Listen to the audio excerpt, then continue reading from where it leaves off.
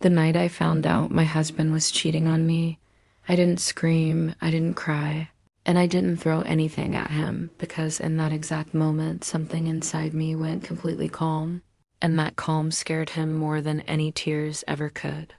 Before I tell you how I turned his perfect little double life into a public nightmare he never saw coming, make sure you hit subscribe right now because I share real stories that prove karma doesn't need help, it just needs patience. My name is Melissa. I'm 34, living in Arizona. And up until last year, I thought I had a stable marriage, a beautiful home, and a man who respected me. We had been together for 9 years, married for 6. And from the outside, we looked like one of those couples people secretly envied at backyard barbecues. He worked in real estate, I worked remotely in marketing, and we had just bought a bigger house in a quiet neighborhood outside Phoenix. I trusted him completely, which now feels embarrassing to admit, but when you love someone for almost a decade, you don't wake up expecting betrayal with your morning coffee. The first red flag wasn't lipstick on a collar or a random late night at work. It was something smaller and somehow worse. He started guarding his phone like it contained national security secrets, flipping it over every time I walked into the room. One night, while he was in the shower, his phone lit up on the bathroom counter with a message that said, "I can't stop thinking about last night," followed by a heart emoji. I wish I could say I confronted him right away, but I didn't. Instead, I took a picture of the screen with my own phone and quietly put his device back exactly where it was. That was the moment I decided I would not be the clueless wife begging for honesty. I would be the woman collecting evidence. For the next 3 weeks, I watched everything. I noted when he left, when he came back, when he smiled at his screen, and when he suddenly needed client meetings at 8 p.m., I even checked our shared bank statements and found hotel charges 20 minutes from our house on nights he claimed he was out of town. Here's the part that changed everything. The woman he was seeing wasn't a stranger. She was someone I had met twice at company events, a 26-year-old assistant who once complimented my shoes and called me so lucky to have such a devoted husband. When I confirmed it was her through a few carefully timed social media checks and one very revealing tagged photo at a restaurant he claimed he hated, I felt anger, yes, but mostly I felt clarity. I wasn't going to fight for a man who had already made his choice. I was going to make sure his choices had consequences. Instead of confronting him, I called a lawyer. I made copies of every bank statement, every suspicious charge, every flirty message I managed to screenshot when he forgot to lock his screen. I opened a separate bank account in my name only and slowly began moving money I legally had access to. All the while, I played the part perfectly. I cooked dinner, laughed at his jokes, even kissed him goodbye before his late meetings. He had no idea that every smile I gave him was part of a countdown. Then came the opportunity I had been waiting for. His company announced their annual awards banquet, a huge event with coworkers, clients, and even local press attending. He was nominated for Top Sales Leader of the Year, and he was thrilled. He invited me, of course, because appearances mattered. I bought a new dress, booked a hair appointment, and told him how proud I was of him. Inside, I was preparing the speech that would end his fantasy. The night of the banquet, the ballroom was packed.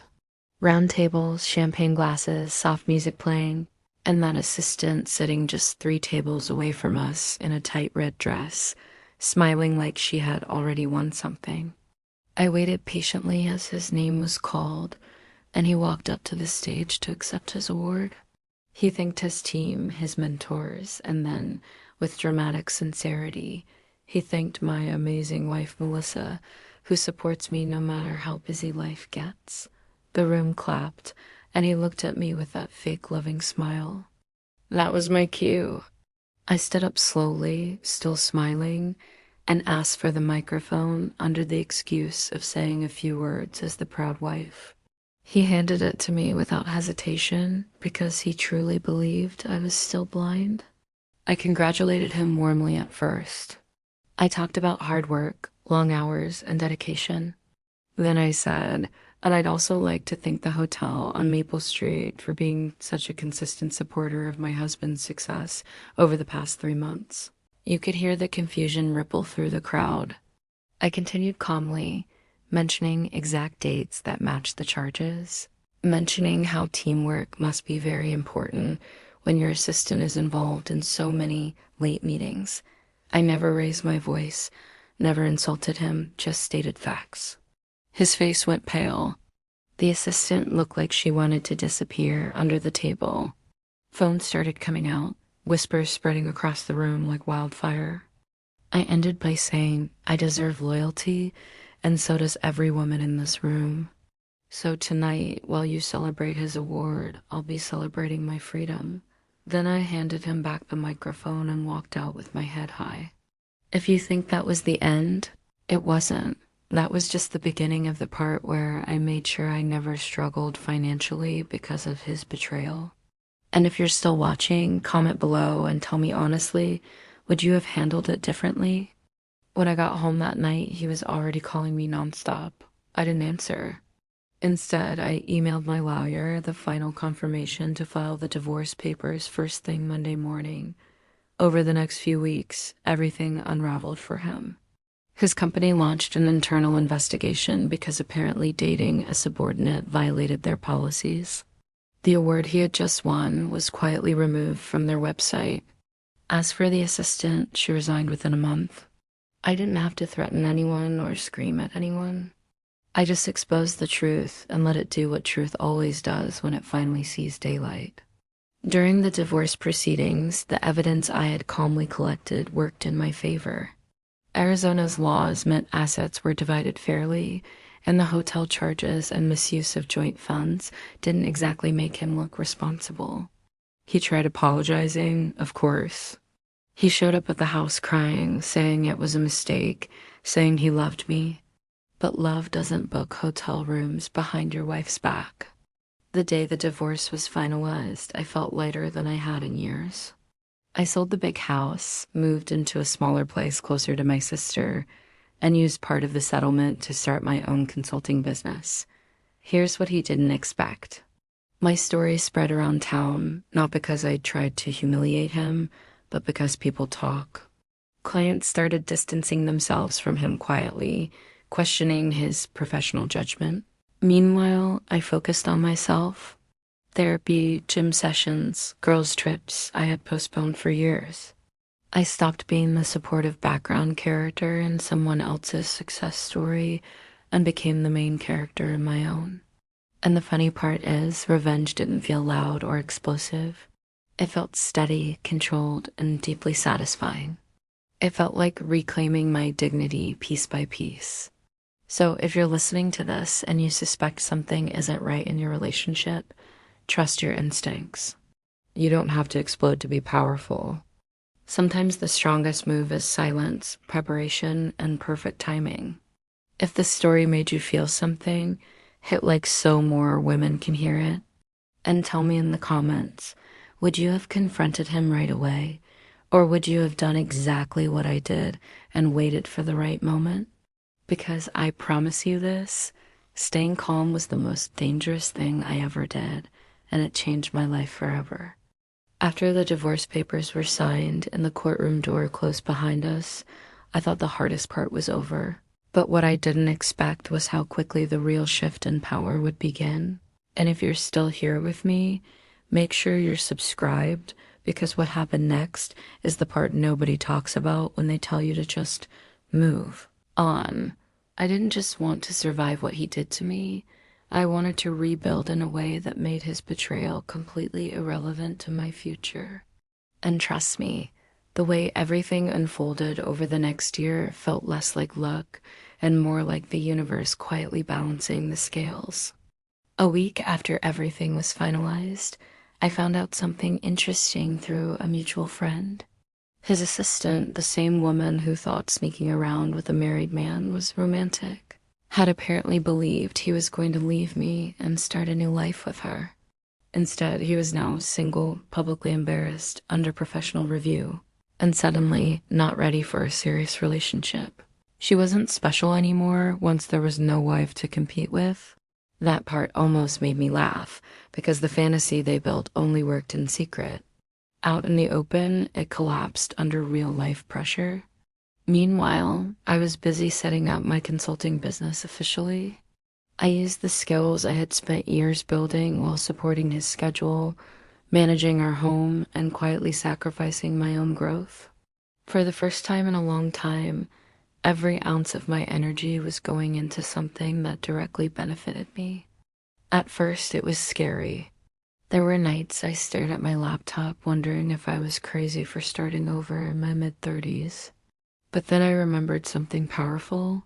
I had already survived betrayal, humiliation, and heartbreak, so building a business was nothing compared to that. Within 6 months, I landed 3 steady clients.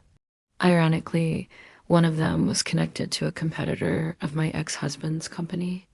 I never used his name, never trashed him, but people in professional circles knew what had happened. Reputation matters in ways cheaters never think about in the moment. Here's the part that truly felt like closure. One afternoon, I ran into him at a grocery store. It was the first time we had seen each other since the divorce. He looked tired, older somehow, like stress had finally caught up with him. He tried to smile and asked how I'd been. I told him calmly that business was growing, I had just signed a new contract, and I was planning a trip to Italy with friends.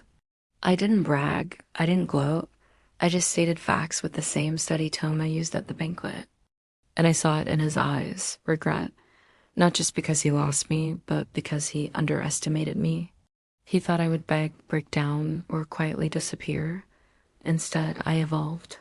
The truth is, revenge doesn't always look like yelling or destroying someone publicly. Sometimes it looks like leveling up so hard that the person who hurt you can't even recognize the version of you standing in front of them. Over the next year, his career never fully recovered. He kept his job, but the promotion stopped. The big clients shifted elsewhere. Trust, once cracked, never fully seals back together in corporate environments. I didn't orchestrate that. I didn't need to. Actions have consequences, especially when they expose character flaws in front of the wrong audience. As for me, I started dating again slowly. Not because I needed validation, but because I finally understood my worth clearly. I wasn't looking for someone to complete me. I was looking for someone who added peace, not chaos. There's something powerful about walking into a relationship, knowing you can walk away if respect disappears. That confidence changes everything about how you show up. And here's something I want every woman listening to understand. The biggest shift wasn't financial or social, it was internal. I stopped blaming myself for not seeing the signs sooner. I stopped replaying memories, wondering what I could have done differently. Cheating is a choice, not a mistake you accidentally trip into. The day I truly healed was the day I realized his betrayal said nothing about my value and everything about his character. That clarity is worth more than any dramatic revenge scene. If you're still watching this story unfold with me, drop a comment and tell me honestly, have you ever stayed calm when someone expected you to fall apart? Because that calm is power. Looking back now, I almost thank him in a strange way. Not for the pain, but for the awakening. I had spent years shrinking parts of myself to keep the peace. After the divorce, I spoke up more. I negotiated harder. I set boundaries without apologizing. And the final twist? About 18 months after everything ended, I received an email from him. It wasn't angry. It wasn't defensive. It was a simple message saying he made the biggest mistake of his life and that he sees now what he lost. I read it once and didn't respond. Closure doesn't always require a reply. Sometimes silence is the final word. The girl he risked everything for eventually moved to another state. His social media, once full of confident business updates, became quiet. Meanwhile, mine slowly filled with travel photos, client wins, and genuine smiles that weren't staged for appearances. Revenge for me wasn't about destroying him. It was about refusing to let his betrayal destroy me. So if you're going through something similar right now, listen closely. You don't need to scream to be strong. You don't need to beg to be worthy. Plan quietly, move strategically, protect your peace. And when the time comes, let your success make the loudest statement. If this story gave you chills or strength, hit that like button so it can reach someone who needs to hear it. Share your thoughts in the comments because I read them and I want to know, would you have taken the same path I did? Because at the end of the day, the most powerful revenge isn't revenge at all. It's growth so undeniable that the person who hurt you becomes just a small chapter in a much bigger, better story.